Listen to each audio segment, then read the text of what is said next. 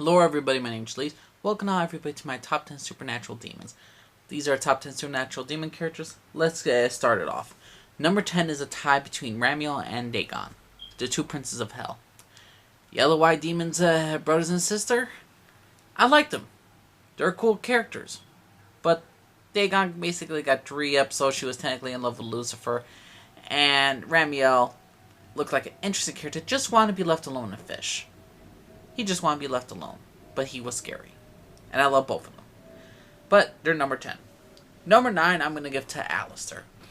Aleister. Who is Aleister? Oh yeah, that's right. He's a guy who tortured Dean Winchester, who broke him in hell, who taught Meg how to torture. This guy was Evel Knievel. I mean, this guy did not give a shit. He loved the torture. He loved the smell of hell. He loved hell. Aleister, number 9. Number 8, I'm going to give to Cain. Yes, the original Cain from Abel. Cain and Abel's story. Cain was a man who had the first mark of Cain that Lucifer gave to, and he kept killing and killing. He created the Knights of Hell for Lucifer, and all that stuff. And there was just so much stuff I loved about Cain. And the fact is that he wanted Dean Winchester to kill him, and how he went from like the Mark will always win and take over at the end, and how Dean eventually has to kill him, was a heartbreaking story. I love Cain the character. Number 8, and I would put him higher, but he's only around for 2 episodes. Number 7, I'm going to give to Abaddon. Abaddon is awesome. Abaddon was like, the king is dead, long live the queen.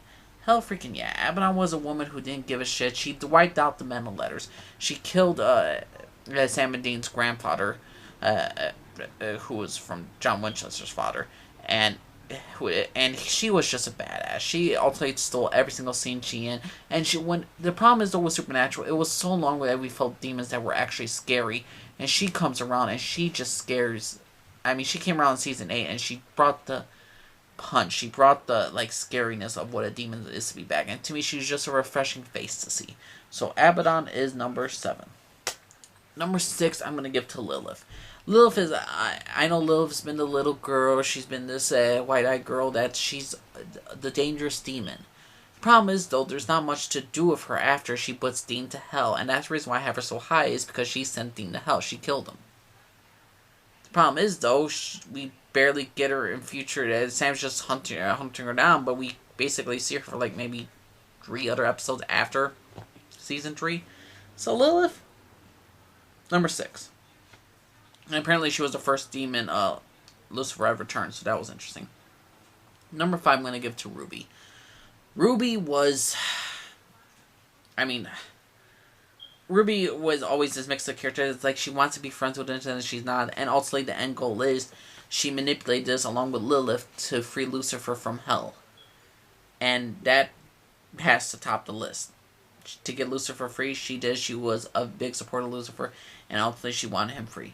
And she got it. She slept with Sam Winchester. She manipulated him to drink demon blood. She was ultimate manipulator. Ruby, number 5. You know I didn't wish her to be. Number 4 is Meg. Meg was already high on my list. How she was in season 1 was she was a blonde psycho, that daughter of Aleister, and not Aleister, Azazel, and she was just ferocious. And she was mentored by Aleister. Then came season 5, they had a different cast member, which I did not mind. The actress did a great job in season 5. Season 6, her relationship with Castiel was a highlight, and overall, I love Meg as a character. It's sad to say, I think the reason why Meg a character didn't last, she lasted a pretty long time, but the reason why I don't think she became a recurring character was because of the actress is what she's going through.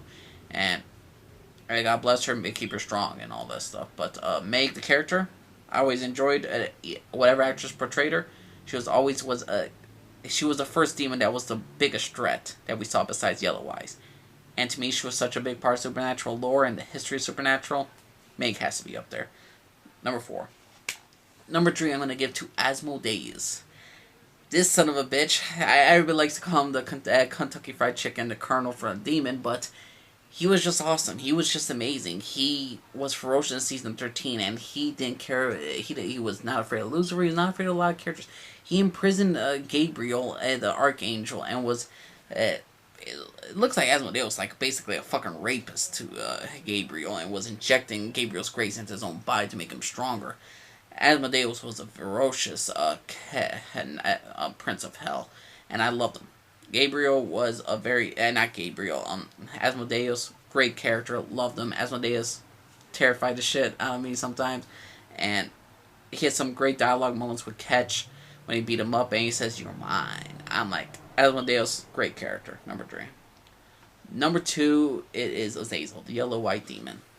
Azazel is the founder. He was so devoted. He was one of the princes of hell that was so devoted to Lucifer resurrecting that he wanted to free him, and he freed Lucifer and he got him free. And he ultimately did the ultimate goal in order to start the apocalypse. Without Azazel, Lucifer would never have been free. The apocalypse would never happen. Santa Medina would never have lost her mother.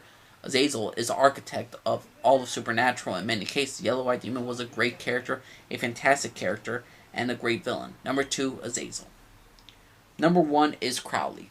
Crowley is my favorite comedy demon.